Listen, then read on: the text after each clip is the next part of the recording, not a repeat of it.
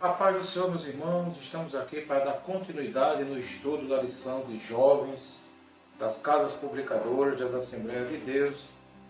Nesta semana estudaremos a lição número 4. Você que não é inscrito no canal, observe o link aqui embaixo, se inscreva no canal, assim, ative o sininho para receber as notificações semanais sobre o estudo sistemático da lição de jovens. Você que é professor, que já nos acompanha, você que é aluno, que também participa conosco, bem-vindo, a paz do Senhor, que possamos mais uma vez aprendermos aquilo que a lição nos tem para nos ensinar, para que domingo possamos aprender e repassar para os nossos alunos e colegas da Escola Bíblica Dominical. O trimestre que estamos trabalhando agora, o segundo trimestre, a lição dos jovens, tem por título O Cuidado de Deus com o Corpo de Cristo, lições da carta do apóstolo Paulo aos Coríntios para os nossos dias. Estamos na nossa quarta lição, que tem por título A Sabedoria Divina.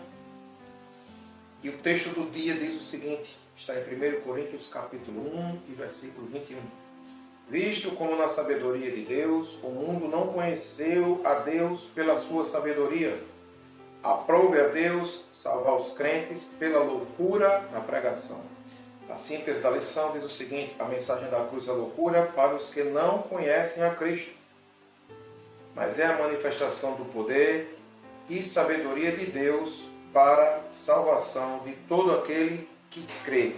Os objetivos da lição que você, professor, e você, aluno, comigo, iremos buscar concluir, são 3 e diz o seguinte, ressaltar a cruz de Cristo e a sabedoria de Deus, mostrar que a vida eterna e a verdadeira sabedoria vem de Deus e saber que a verdadeira sabedoria está em conhecer a Cristo crucificado. Veja, o que a gente precisa depreender e fixar durante todo o ensino da lição é a palavra sabedoria. Nós vamos durante a lição conseguir ou buscar tentar explicar qual a sabedoria de Deus, qual a sabedoria humana e como podemos identificá-la, como podemos apresentá-la ou viver conforme a sabedoria de Deus. A lição vai nos trazer uma orientação pedagógica que vai fazer um quadro entre sabedoria humana e sabedoria divina. Seria interessante fazer essa leitura e mostrar principalmente de todos os tópicos apresentados neste quadro que a sabedoria humana precede o orgulho e a sabedoria humana desenvolve a humildade. Durante a lição nós trabalharemos com mais calma esses pontos. A leitura do dia está em 1 Coríntios, capítulo 1, versículo 18 ao 25. Não iremos fazer a leitura para não demandar tempo. Durante o estudo da lição, um pouco, nós vamos estudando cada versículo. A introdução diz o seguinte. Nessa lição de domingo, veremos que Paulo resume as ideias de Isaías 29 e 14, para mostrar à igreja de Corinto que o pensamento de Deus é contrário ao pensamento deste mundo, que é a sabedoria humana. Somente o Pai pode oferecer a vida eterna à humanidade, coisa que ninguém pode fazer. O homem que não crê em Deus pode passar a vida inteira acumulando sabedoria e ainda assim jamais descobrir como ter um relacionamento pessoal com o Criador. O homem ele tenta, desde o princípio da história, se encontrar com Deus através da racionalidade, através da explicação científica, mas a palavra de Deus, é importante você entender isso, que a palavra de Deus ela vai nos trazer exatamente o contrário.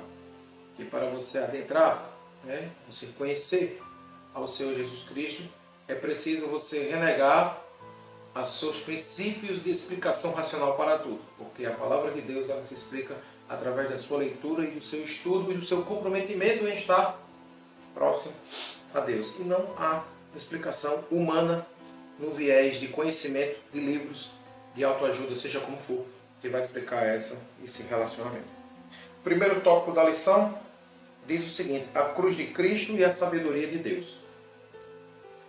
O que é importante nós aprendermos desse primeiro tópico? No primeiro parágrafo ele vai dizer o seguinte, a mensagem da justiça de Deus, por meio da cruz de Cristo, se tornou para os gregos, os romanos e em especial para os judeus, uma pedra de tropeço. Para os judeus, a morte de cruz era uma maldição. O legalismo havia cegado os judeus de tal forma que a mensagem da cruz parecia loucura. É importante você explicar amanhã o que seria essa pedra de tropeço. Por que essa expressão pedra de tropeço? Né? O versículo que você pode utilizar, que você deve utilizar para embasar o seu estudo, se encontra lá em 1 Pedro, capítulo 2, a partir do versículo 7. Vamos fazer essa leitura conjuntamente, para que possamos entender melhor o que o apóstolo Pedro está querendo nos passar. 1 Pedro, capítulo 2, a partir do versículo 7, ele vai dizer o seguinte: E assim para vós, os que credes, é preciosa, mas para os rebeldes, a pedra que os edificadores reprovaram, essa foi a principal da esquina. E uma pedra de tropeço e rocha de escândalo para aqueles que, ele vai explicar agora porque o nome é pedra de tropeço, para aqueles que tropeçam na palavra, sendo desobedientes, para o que também foram destinados. Então, Paulo vai dizer que o Senhor Jesus Cristo é chamado de pedra de tropeço porque os legalistas, judeus, gregos e romanos, eles acreditavam que a lei era suficiente para que se chegasse à salvação. E eles tropeçavam nas suas próprias palavras. Jesus Cristo vai dizer na passagem o seguinte, ele vai dizer aqui: se você cumprir toda a lei e deixar em falta ela em apenas uma palavra, você pecou em todo o seu conteúdo. Então, quando o apóstolo Paulo chama de pedra de tropeço, ele estava querendo dizer que ela servia, a expressão é bem literal, ela servia para que aqueles que criam no legalismo, né, quer dizer, na explicação da justificação da salvação apenas pela lei, né, pela lei mosaica, pelos princípios judaicos, vamos dizer assim, que não era necessário seguir a lei, porque com a vinda de Cristo se instituiu o tempo da graça e não se precisava mais seguir piamente a lei. A graça do Senhor Jesus Cristo já nos bastava e era necessário vivermos essa nova aliança, não segundo a lei, mas segundo o Espírito de Deus. Quando ele diz que para os judeus a morte de cruz era uma maldição, ele está querendo exatamente dizer isso. Que maldição, morte de cruz era algo maldito, né? Era algo reprovável. E os judeus não aceitavam que o Messias pudesse morrer daquela forma, porque eles estavam acostumados a receber os seus libertadores como grandes homens, entre aspas, vamos dizer assim, como Moisés, que tirou o povo do Egito, como os juízes, como Josué. Então, quando Jesus chega e nos apresenta que para que haja a implantação do reino de Deus na terra é necessário se humilhar e morrer com a morte de cruz, eles não aceitam. Então, isso é um princípio de loucura entre eles, não entender esta palavra que havia naquele momento. O que é importante a gente entender também é que a obra de Cristo satisfaz a necessidade da justiça de Deus pelo pecado da humanidade.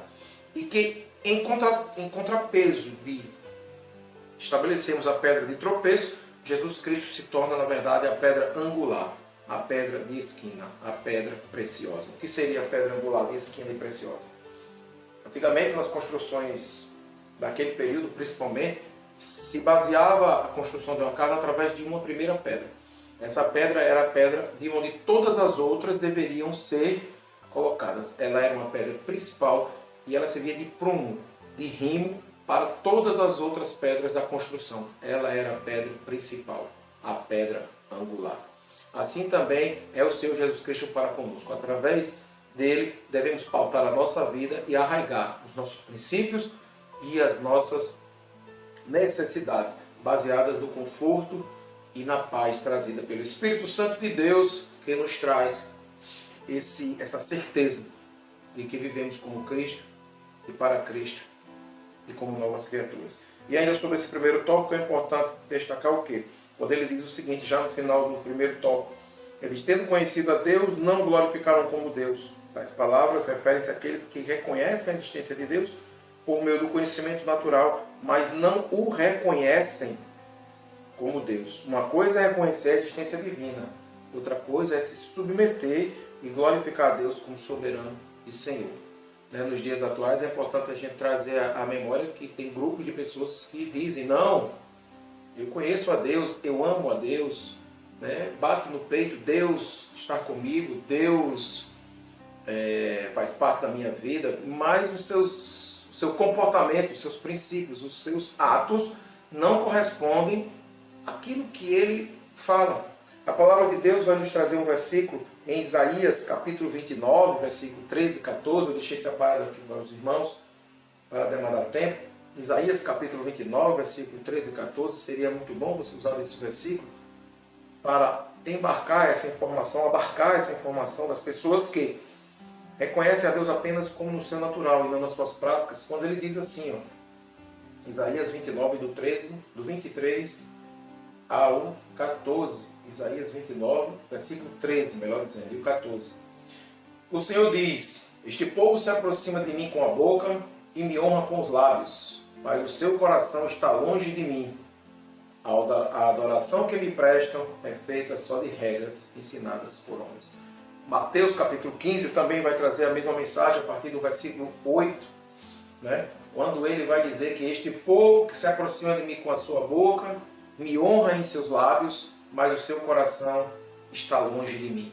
E ele conclui dizendo: mas em vão me adoram, ensinando doutrinas que são preceitos de homens. São exatamente esse grupo de pessoas que adoram a Deus, melhor, diz que amam a Deus, mas não regram, não pautam as suas vidas de acordo com se submeter a Deus. E se submeter a Deus é obedecê-lo, é amá-lo e é buscar viver em santidade, que é um processo diário e progressivo. Amém? Este foi o nosso primeiro tópico. O segundo tópico da lição tem por título: a vida eterna e a verdadeira sabedoria vem de Deus. A vida eterna e a verdadeira sabedoria não podem ser obtidos por intermédio da intelectualidade ou do legalismo religioso. Os judeus daquela época acreditavam, dizendo aqui no primeiro parágrafo do texto, em uma justiça própria, advinda pelo cumprimento da lei. Romanos capítulo 9, versículo 30 ao 32, Romanos capítulo 10, versículo 3. Porém, Paulo vai deixar claro que nenhum ser humano é justificado pelas obras da lei. Estamos no primeiro parágrafo do segundo tópico. Justiça própria. Veja, aquelas pessoas que viviam ali em Coríntios acreditavam que poderiam justificar a sua fé através de atos. Eles podiam se auto-justificar. Eles podiam compensar ou ser avaliados através das suas atitudes, né? Através da sua oratória, através do seu conhecimento. Mas Paulo vai dizer exatamente ao contrário. Há uma passagem que se encontra no livro de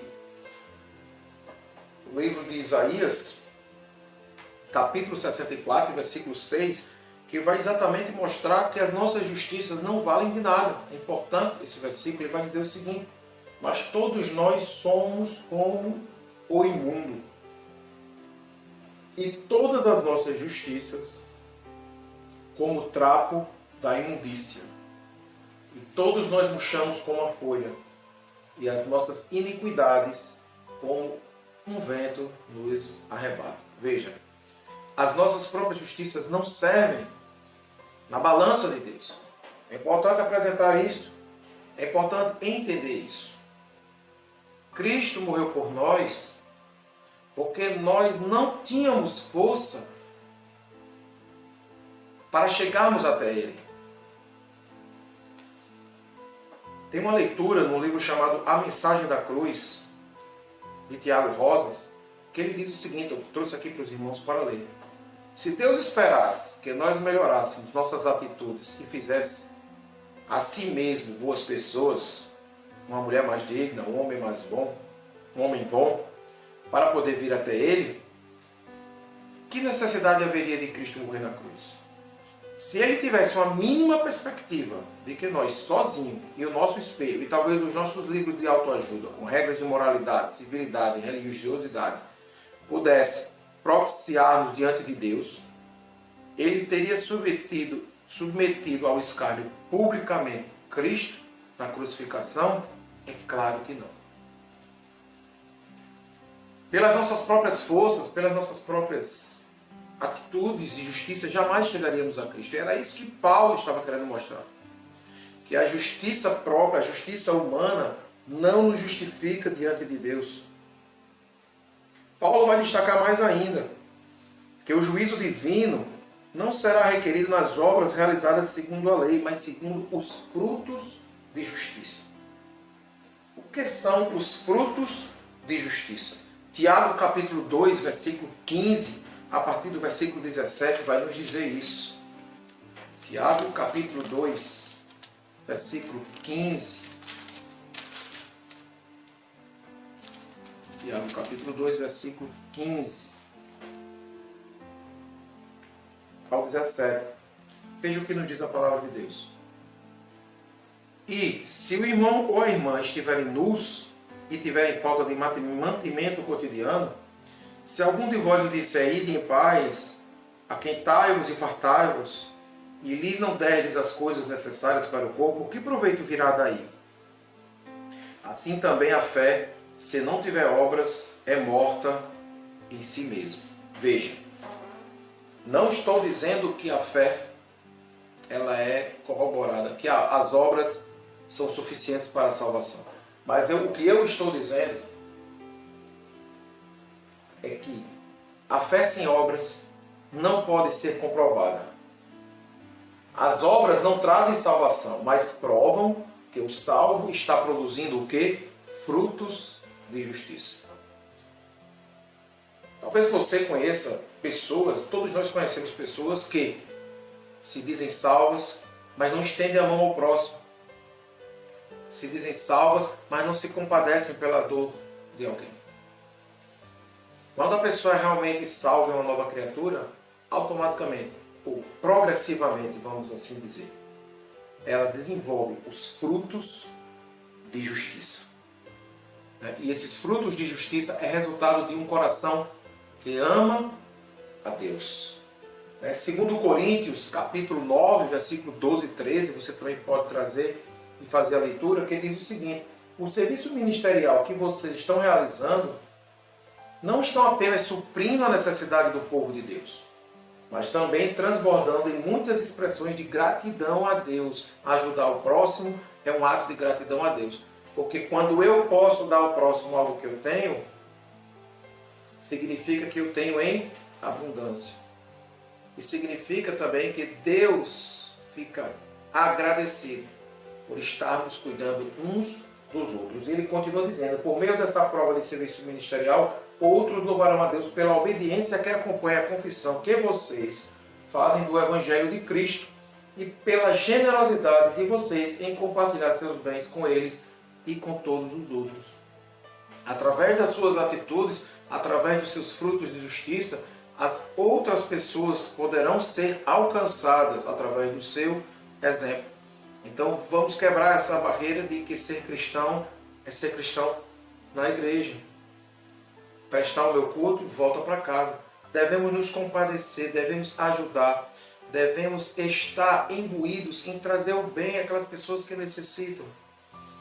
Necessita de um cuidado, necessita de uma atenção, necessita de vestuário, de alimentos. Isso é resultado de uma fé verdadeira. Então, uma fé verdadeira, ela produz boas obras. Era isso que Paulo estava dizendo. Ele vai dizer mais para frente que naquele povo existia uma tendência gnóstica. O que é um gnosticismo? Era um movimento sincrético. A lição vai nos trazer que surgiu nos primeiros séculos, à beira do cristianismo. E ela misturava misticismo com religiosidade. E dentro desses grupos, eles se achavam que já tinham aprendido o suficiente da palavra de Deus e faziam suas próprias interpretações daquilo e não precisavam mais da pregação de Paulo. A pregação de Paulo não tinha sentido nenhum. Eles já tinham feito a sua própria exegese, quer dizer, interpretação do texto ao seu pretexto, vamos dizer assim. Quando na verdade nós sabemos que a palavra de Deus ela tem uma mensagem só, que é a mensagem de salvação, que é a mensagem de ressurreição, que é a mensagem de habitarmos com Cristo. Resumindo, é a mensagem salvífica. Mas tem muitas pessoas que utilizam a palavra de Deus fora de contexto, que resulta em pretexto. E já existia esse grupo naquele período de Paulo. Eles não queriam corroborar com nada que Paulo falava, eles não queriam participar, nem deixar Paulo falar. Existem dias, melhor, existem pessoas nos dias de hoje que fazem esse tipo de coisa. Se você quiser colaborar com alguma leitura, embasar, a lição nos traz uma leitura em 1 Coríntios, capítulo 4, versículos 6, 8, 10 e 12. Nesses versículos, Paulo deixa bem claro que ele fala diretamente para esse grupo de místicos que não queriam ouvir a palavra de Deus, porque já se sentiam suficientemente aprendidos para falar dela. Localizamos essas pessoas, se você ligar a sua televisão, você vai ver. Pessoas que querem exigir de Deus providências. Eu exijo que Deus faça assim. Eu exijo que Deus haja na vida de fulano. Eu determino que Deus faça isso. São pessoas que têm esse mesmo pensamento, que acham que podem usar a palavra de Deus de acordo com a sua vontade, mas na verdade nós devemos estar submissos debaixo da sua boa e perfeita, agradável vontade, e dizer: Senhor, se for da tua vontade. O próprio Jesus Cristo, Filho de Deus Pai, do Getsemane, falou: se for da tua vontade, passa de mim este cálice. E Paulo nos diz o quê? Sede meus imitadores como eu sou de Cristo. Amém? Glória a Deus. E esse tópico encerra dizendo o seguinte: Paulo identifica claramente que a sabedoria de Deus é o poder de Deus através de Cristo, a qual nos foi feito por Deus e por amor de Cristo. Ele vai dizer que aqueles que encontram a cruz de Cristo encontram a solução para os seus pecados e se identificam com Ele na sua morte. Colossenses capítulo 3, versículos de 1 a 4, vai falar sobre isso. Colossenses capítulo 3, versículos de 1 a 4, vai nos dizer o seguinte: porque se já ressuscitastes com Cristo, buscai as coisas que são de cima, onde Cristo está sentado à destra de Deus. Pensai nas coisas que são de cima e não nas que são da terra, porque já estáis mortos. E a vossa vida está escondida com Cristo em Deus. Quando Cristo, que é a nossa vida, se manifestar, então também vós vos manifestareis com Ele em glória. Mortificai, pois, os vossos membros que estão sobre a terra. Essa passagem faz referência a isso, nos identificarmos com Ele na morte. Paulo vai dizer que não vivo mais eu, Cristo vive em mim. Então, identificar-se com Cristo na morte é morte para o pecado, morte para o mundo vil, vivificado no Senhor Jesus Cristo, trazido a uma nova vida, a uma nova esperança de ressurreição e de vida eterna em Cristo Jesus. Amém? Glória a Deus. Esse segundo tópico, ele resume bem essa questão. Ele traz que a vida eterna é a verdadeira sabedoria de Deus que devemos buscar. Não nos apregoando à justiça terrena, não querendo justificar os nossos próprios atos, mas ouvindo a palavra de Deus e entendendo que ela é viva e eficaz para nos garantir a vida eterna. Amém? Graças a Deus. O terceiro tópico da lição tem por título: a verdadeira sabedoria está em conhecer a Cristo crucificado. Esse tópico ele vai nos apresentar o ponto principal da lição, que vai falar do orgulho e da diferença entre a sabedoria divina e a sabedoria humana. Provérbios capítulo 16 vai nos trazer um versículo bem conhecido dos irmãos. Seria interessante iniciar com esse versículo, essa parte da lição, os versículos 18 e 19, que diz o seguinte: Provérbios 16, versículos 18 e 19.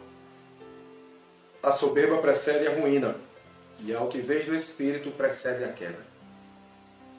O alto caminho dos retos, melhor é ser humilde de espírito com os mansos, do que repartir o despojo com os soberbos. Veja, o orgulho é um tipo de sentimento, é um tipo de pecado que nasce silenciosamente dentro de cada ser humano que não vigia. O orgulho não é algo que surge repentinamente. É algo que vem crescendo como uma erva daninha dentro de nossos corações. Normalmente o orgulho ele é precedido, ele é justificado por meritocracia. Mérito. Você merece, você é o melhor, você fez por onde, você se destaca dos demais, você deve estar em um lugar que deve aparecer mais do que os outros. E isso é colocado dentro da cabeça das pessoas e as pessoas alimentam esse. Então, quando o orgulho, quando você vem dar conta, quando você vem reconhecer que você é orgulhoso, você já provocou muito mal a outras pessoas. Porque o orgulho, além de fazer a pessoa crescer demais, ela faz você não olhar mais para baixo. À medida que você se sente mais orgulhoso, você olha mais para cima. Mas não para cima para Deus, mas para cima das pessoas. E Paulo ele vai dizer na lição que o problema daquela igreja de Coríntios em relação às dissensões que a gente tratou na lição passada tinha a ver exatamente com o orgulho. Pessoas que estavam dentro da igreja e que se orgulhavam por ter um certo conhecimento em detrimento das outras. A gente estudou na primeira lição, você pode ver no canal, que a constituição maior daquelas pessoas que haviam sido convertidas na igreja de Coríntios eram de pessoas que trabalhavam na área portuária, pessoas que trabalhavam na área do comércio, ex-escravos, gentios, estrangeiros. E tinham também pessoas da elite, né? Como Gaio e como Críspio, a gente estudou lá na segunda lição, que eram chefes de sinagoga do judaísmo tradicional que haviam se convertido. E o que Paulo estava tentando trazer para aqueles irmãos é que aquele orgulho deles todos, que estavam se sentindo melhores do que os outros, querendo justificar suas próprias ações, querendo se dizer melhor, os gnósticos que estavam infiltrados dentro daquela igreja, veja, era um grupo muito heterogêneo, estavam provocando dissensões dentro da igreja. Mas Paulo ele vai dizer, no meio da lição, ele vai dizer desse tópico, na cruz de Cristo os valores são transformados, pois o Senhor transforma fraqueza em força. O mundo pode chamar de forte, mas na verdade ele é fraco. Normalmente o orgulhoso ele se esconde do seu próprio conhecimento, mas ele é uma pessoa que teme o tempo todo encontrar alguém melhor do que ele. Mas aquela pessoa que é humilde, aquela pessoa que tem um coração sensato, em paz, que desfruta de uma tranquilidade, que desfruta de um caminhar com o Espírito Santo de Deus, ela é uma pessoa que não se ensoberbece, que não quer ser maior do que ninguém, porque ela sabe que o seu lugar não é aqui e o seu destino é os céus. Glória a Deus. Aleluia. A lição ainda vai nos trazer um ensino muito importante sobre essa questão do orgulho. O plano da salvação de Deus não se conformava com as prioridades desse mundo. Estamos vivendo, nos dias atuais, prioridades que têm deixado de lado a espiritualidade. Eu preciso fazer isso, eu preciso arrumar um emprego, eu preciso... Não é que você não deva se preocupar, mas você deve primeiro colocar Deus acima de todas as coisas. Se você crê que Ele é o dono de tudo, que tudo está em suas mãos, se você louva, se você prega, se você ouve, se você se emociona, se você chora pronunciando essas palavras, faça em todos os campos da sua vida.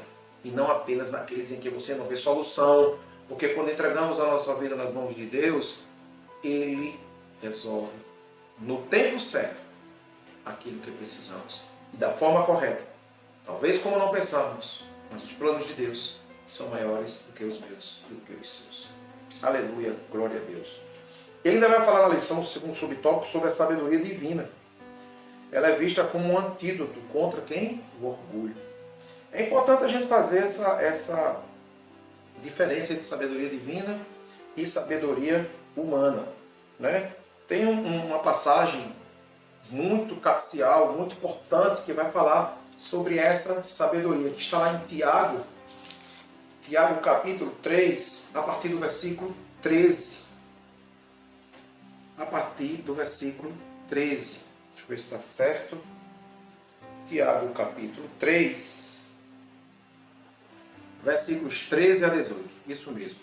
Que diz o seguinte: quem dentre vós é sábio e inteligente? Mostre pelo seu bom trato as suas obras em mansidão de sabedoria. Mas, se tendes amargura, inveja e sentimento facioso em vosso coração, não vos glorieis nem mintais contra a verdade. Essa não é sabedoria que vem do alto, mas é a terrena, animal e diabólica. Porque onde há inveja, espírito facioso, aí há perturbação e toda obra perversa. Mas a sabedoria que vem do alto é primeiramente pura, depois pacífica, moderada, tratável, cheia de misericórdia e de bons frutos, sem parcialidade e sem hipocrisia. Veja, Tiago ele vai mostrar a sabedoria humana e a sabedoria divina.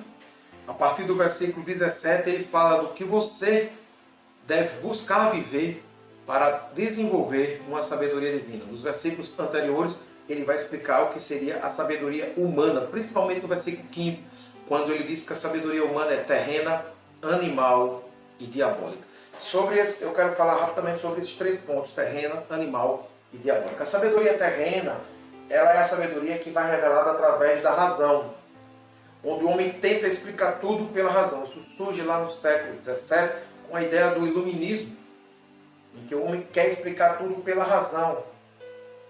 A sabedoria animal, a não espiritual, ela vem do psique, a palavra psico, no grego, né? E ela é traduzida como o que é oposto ao que é espiritual, porque o animal ele não tem raciocínio. Então é aquela sabedoria voltada para a emoção. Judas, no seu versículo 19, ele vai dizer o seguinte: o livro de Judas vai falar sobre os falsos mestres, né, sobre os falsos ensinamentos, e no versículo 19, que só tem um capítulo, Judas, ele vai dizer o seguinte: estas são os que causam divisões sensuais, que não têm o Espírito. Jesus ele vai dizer que a sabedoria humana ela é sensualizada, ela escarnece das coisas espirituais, ela seculariza as coisas, ela desenvolve paixões sobre coisas. É quando você resolve fazer algo porque você se sente atraído por aquilo, e aquilo tira Deus do lugar dele, do seu coração, e coloca aquilo no seu lugar. Né? E a sabedoria demoníaca que ele vai colocar aqui embaixo foi a sabedoria que ele vai dizer aqui, ó, no versículo 14. O final do versículo 14 caracteriza a sabedoria demoníaca. Não mintais contra a verdade. Quem foi enganador e mentiroso desde o princípio? A serpente que enganou ela. Então, a sabedoria demoníaca é a sabedoria que é atribuída na mentira, quando muitas vezes é ensinado que uma mentirinha não faz mal. Eu vou mentir só para não magoar ninguém. Eu vou ocultar essa verdade porque é melhor do que eu ser realista. Isso é artimanha do inimigo. O diabo ele se transfigura em anjo de luz para enganar as pessoas. Ele tentou seduzir a Cristo para fugir da cruz. Então tenhamos cuidado com esses resultados que a sabedoria humana traz. O versículo 14 vai nos dizer, ela nos traz amargura, inveja, sentimento facioso. Ela nos faz mentir. E ele vai dizer que onde há inveja, sentimento facioso, perturbação, é uma obra perversa. Sabedoria humana. Veja, não estou dizendo conhecimento. Adquirir conhecimento, Paulo vai dizer que a de Paulo é um erudito. Conhecimento atrelado ao conhecimento de Deus, através da sua palavra, da sua experiência pessoal com Deus, é maravilhoso. Eu estou falando de práticas que não são atribuídas a Deus e que são desenvolvidas pelo raciocínio humano. É a sabedoria humana. Ela não traz paz. Ela gera mentira. Ela gera inveja. Não existe esse negócio de inveja santa. Não existe esse negócio de mentira pequena.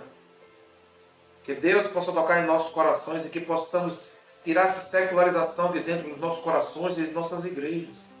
E que possamos entender que o que é santo e o que é mundano. Deus nos fez separados do mundo, não para vivermos com o mundo, Romanos 12, 2. Não para nos conformarmos com o mundo, mas para nos transformarmos pela renovação do nosso pensamento.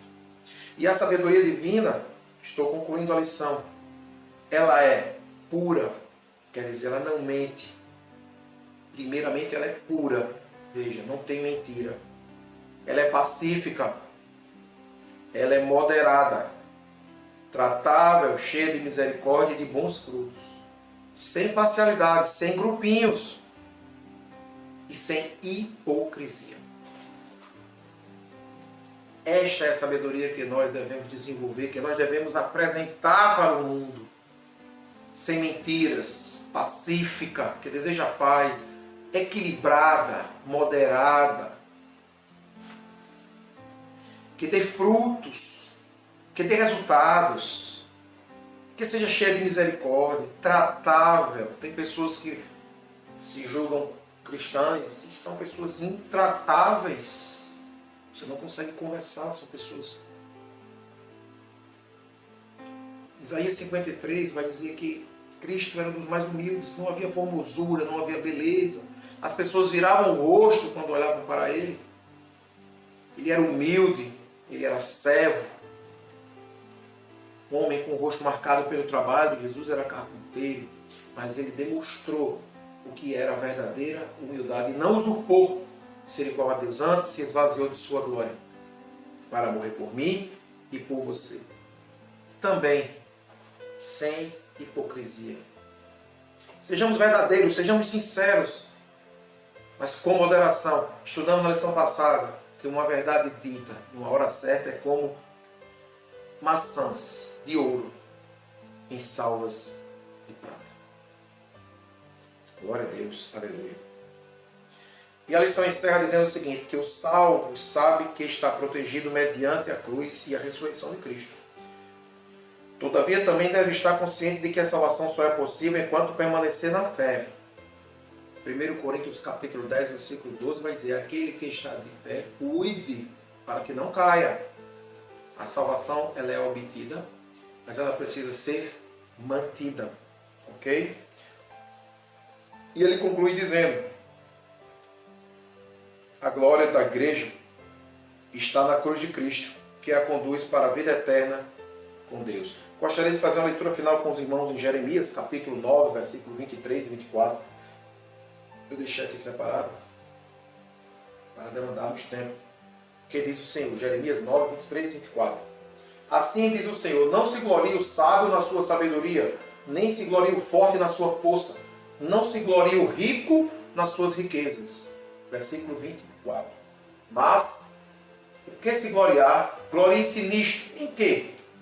Em entender e em me conhecer que eu sou o Senhor, que faço beneficência, juízo e justiça na terra, porque destas coisas me agrado, diz o Senhor. Se glorie no Senhor, busque entender e conhecer a Deus. Oséias capítulo 4, versículo 6. Buscamos em conhecer a Deus. Prossigamos em conhecer a Deus. Amém? Graças a Deus. Essa lição maravilhosa, nossa quarta lição, que vai falar em alguns segundos sobre a questão de que devemos deixar de lado o nosso próprio orgulho, as nossas próprias justiças e entender que a nossa esperança está na vida eterna em Cristo Jesus. Que a loucura da cruz, loucura para aqueles que não creem, é poder de Deus em nossas vidas. Que Deus os abençoe e domingo, se Deus permitir, estaremos aqui com mais um estudo da quinta lição, da lição dos jovens das casas publicadoras das Assembleias de Deus. A paz do Senhor.